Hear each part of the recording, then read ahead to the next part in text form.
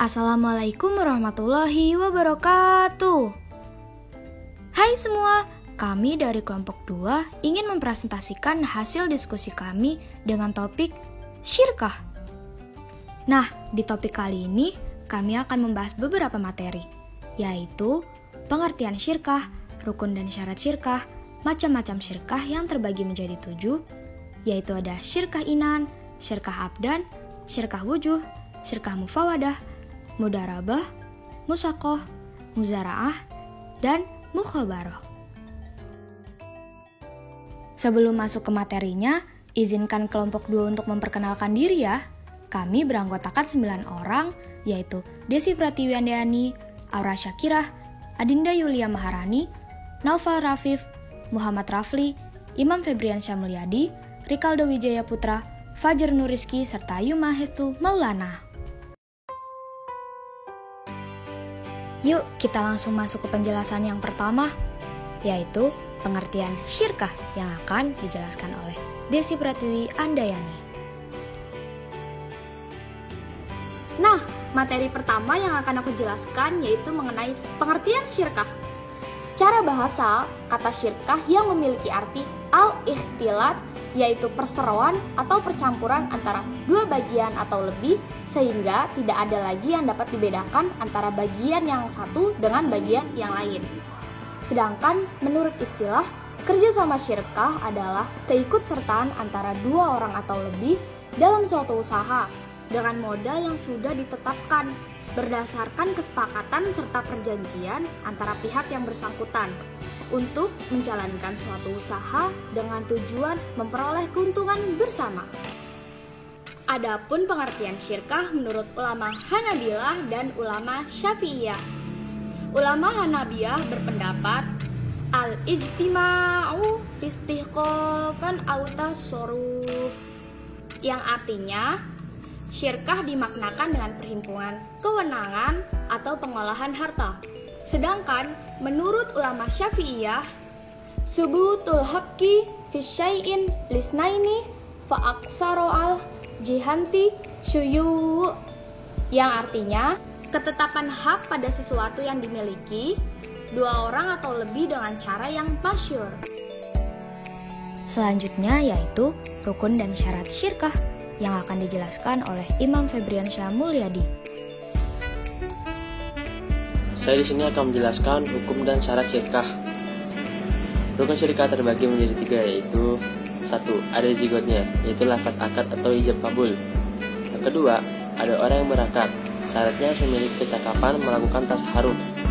Yang ketiga, adanya cek akad, disebut juga maqud alaihi, yakni mencakup pekerjaan dan modal. Dan syarat syirkah terbagi menjadi 3, yaitu 1. Syarat lafaz kalimat akad hendaklah mengandung arti izin buat menjalankan barang perserikatan. Umpamanya, salah seorang di antara keduanya berkata, kita berserikat pada barang ini, dan saya izinkan engkau menjalankannya dengan jalan jual beli dan lain-lain. Jawab yang lainnya, saya seperti yang engkau katakan itu. Kedua, syarat menjadi anggota perserikatan, berakal, balik, dan merdeka. Yang ketiga, syarat modal pengkosian. Modal hendaknya berupa uang, emas atau perak, atau barang yang dapat ditimbang atau ditukar, misalnya beras, gula, dan lain-lain. 2. Barang itu hendaknya dicampur sebelum akad sehingga antara kedua barang tidak dapat dibedakan lagi. Inilah ayat mengenai dasar hukum syirkah. Surat Syad ayat 24.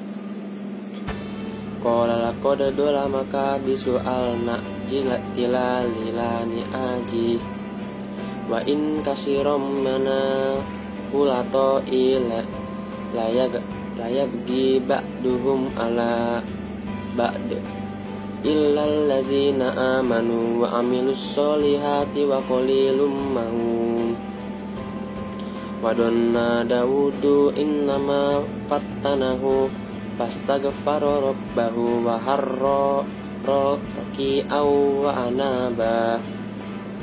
Dia Daud berkata, sungguh dia telah berbuat zalim kepadamu dengan meminta kambingmu untuk ditambahkan kepada kambingnya. Memang banyak di antara orang-orang yang bersekutu itu berbuat zalim kepada orang lain, kecuali orang-orang yang beriman dan mengerjakan kebijakan, dan hanya sedikitlah mereka yang begitu. Dan Daud menduga bahwa kami mengujinya. maka dia memohon ampunan kepada Tuhannya lalu menyungkur sujud dan bertobat. Kita langsung masuk ke macam-macam syirkah yuk. Syirkah yang pertama yaitu syirkah inan akan dijelaskan oleh Adinda Yulia Maharani. Syirkah dibagi menjadi beberapa macam. Yang pertama ada syirkah inan. Syirkah inan adalah suatu kerjasama yang dilakukan oleh dua pihak atau lebih dalam menjalankan suatu usaha untuk memperoleh sesuatu, di mana segala bentuk baik itu modal maupun pekerjaan. Dan nanti hasil yang didapat akan dibagi secara merata dan dalam porsi yang dibagi berdasarkan kesepakatan. Syirkah ini hukumnya boleh berdasarkan dalil sunnah dan ijma sahabat An-Nabahani tahun 1990 nomor 148. Sesuai dengan firman Allah Subhanahu wa taala dalam hadis qudsi sebagai berikut. Qaulallahu sallallahu alaihi wasallam, Allahu ta'ala salisul syarikaini malam yakun ahadahuma syahidahu wa iza hunna horatzu min bainihima. Artinya, Rasulullah SAW bersabda, Allah Subhanahu wa ta'ala berfirman, Aku adalah pihak ketiga dari dua orang yang bersikat. Selama salah seorang di antaranya tidak mengkhianati yang lain, jika salah satu berkhianat, maka aku keluar dari mereka. Hadis riwayat Abu Daud dan Hakim. Contoh penerapan dari syirkah inan. A dan B merupakan insinyur teknik sipil, dan mereka sepakat menjalankan bisnis properti dengan membangun dan menjual belikan rumah. Masing-masing dari mereka berkontribusi dengan memberikan modal sebesar 500 juta, dan keduanya sama-sama bekerja dalam syirkah ini. Dalam syirkah ini, disyaratkan modalnya harus berupa uang, sedangkan barang seperti mobil maupun rumah tidak boleh dijadikan modal, kecuali jika pada saat akad barang itu dihitung nilainya. Menyangkut pembagian keuntungan, boleh saja diperjanjikan bahwa keuntungan yang diperoleh dibagi secara sama besar dan dapat juga dalam bentuk yang lain, sesuai dengan perjanjian yang telah disepakati. Dan jika usaha mereka ternyata mengalami kerugian, maka tanggung jawab masing-masing sesuai dengan model yang sudah dikeluarkan. Diriwayatkan oleh Abdul Razak dalam kitab Al-Jami bahwa Ali bin Abi Thalib radhiyallahu anha pernah berkata, kerugian didasarkan atas besarnya modal, sedangkan keuntungan didasarkan atas kesepakatan mereka, pihak-pihak yang bersyirkah. An-Nabahani tahun 1990 nomor 151. Mazhab Hanafi dan Hambali mengizinkan salah satu alternatif berikut. Pertama, keuntungan dari kedua belah pihak dibagi menurut porsi dana mereka. Kedua, keuntungan bisa dibagi secara merata, tetapi kontribusi dana masing-masing pihak mungkin berbeda. Ketiga, keuntungan bisa dibagi secara tidak sama, tetapi dana yang diberikan sama. Syirkah yang kedua, yaitu syirkah abdan, akan dijelaskan oleh Rikaldo Wijaya Putra. Jadi selanjutnya saya akan menjelaskan tentang syirkah abdan. Syirkah abdan adalah syirkah antara dua pihak atau lebih yang masing-masing hanya memberikan kontribusi kerja tanpa memberikan kontribusi modal. Kontribusi kerja itu dapat berupa dengan kontribusi kerja pikiran atau kontribusi kerja fisik. Syirkah ini juga disebut dengan syirkah amal. Contoh dari syirkah abdan itu, A dan B adalah seorang nelayan dan mereka bersepakat untuk maut bersama untuk mencari ikan. Mereka juga sepakat apabila memperoleh ikan, mereka akan menjual ikan tersebut dan keuntungan penjualan ikan tersebut akan dibagi dua dengan ketentuan A mendapatkan 60% dan B 40%. Dalam syirkah ini tidak disyaratkan untuk kesamaan profesi atau keahlian, tetapi boleh berbeda profesi. Jadi, syirkah abdan itu bisa saja terdiri dari tukang kayu dan tukang batu. Namun disyaratkan pekerjaan yang dilakukan adalah pekerjaan yang halal dan tidak merupakan pekerjaan yang haram. Keuntungan yang diperoleh dibagi berdasarkan kesepakatan. Porsinya boleh sama atau tidak di antara syarik atau mitra kerja. Syirkah abdan hukumnya boleh berdasarkan dalil as-sunnah An-Nabahani 1990 Ibnu Mas'ud. pernah berkata, "Aku pernah berserikat dengan Ammar bin Yasir dan Sa'ad bin Abi Waqqas mengenai harta rampasan perang pada perang Badar. Sa'ad membawa 2 orang tawanan, sementara aku dan Ammar tidak membawa apapun." Hadis riwayat Abu Daud dan Al-Asrom. Syirkah yang ketiga yaitu syirkah wujuh akan dijelaskan oleh Aura Syakirah. Syirkah wujuh. Syirkah wujuh adalah kerjasama karena didasarkan pada kedudukan, keahlian atau ketokohan yang disebut wujuh seseorang di tengah masyarakat. Syirkah wujuh adalah syirkah antara dua pihak yang sama-sama memberikan kontribusi kerja atau amal dengan pihak ketiga yang memberikan kontribusi modal atau mal. Contohnya adalah A dan B. A dan B ini adalah pedagang. Lalu mereka berdua ini bersyirkah wujuh dengan cara membeli suatu barang kepada pedagang, namun dengan cara kredit. Kemudian, si A dan B ini bersepakat bahwa dari barang tersebut masing-masing mereka memiliki 50%. Kemudian mereka jual barang tersebut dan keuntungannya dibagi menjadi 2. Nah, kemudian harga pokoknya atau harga yang tadi dia kreditkan dari si pedagang itu dikembalikan lagi kepada pedagang tersebut. Nah, syirkah wujuh ini termasuk dalam syirkah abnan. Syirkah yang keempat yaitu syirkah mufawadah yang akan dijelaskan oleh Muhammad Rafli. Selanjutnya, syirkah mufawadah. Syirkah mufawadah adalah syirkah antara 2 pihak atau lebih yang menggabungkan semua jenis syirkah di atas. Syirkah mufawadah dalam pengertian boleh dipraktikkan, sebab setiap jenis syirkah yang sah digabungkan menjadi satu. Keuntungan yang diperoleh dibagi sesuai dengan kesepakatan, sedangkan kerugian ditanggung sesuai dengan jenis syirkahnya. Contohnya, Desi adalah pemodal, berkontribusi modal dengan Aura dan Fajar. Kemudian Aura dan Fajar juga sepakat untuk berkontribusi modal untuk membeli barang secara kredit atas dasar kepercayaan kepada Aura dan Fajar. Syirkah yang kelima yaitu mudarabah yang akan dijelaskan oleh Yumahestul Maulana. Mudarabah adalah akad kerja sesama usaha antara 2 belah pihak, di mana pihak utama menyediakan semua modal atau enggak bisa disebut sahibul mal.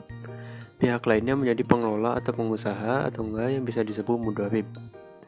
Keuntungan secara usaha mudarabah dibagi menurut kesepakatan yang dituangkan ke dalam kontrak.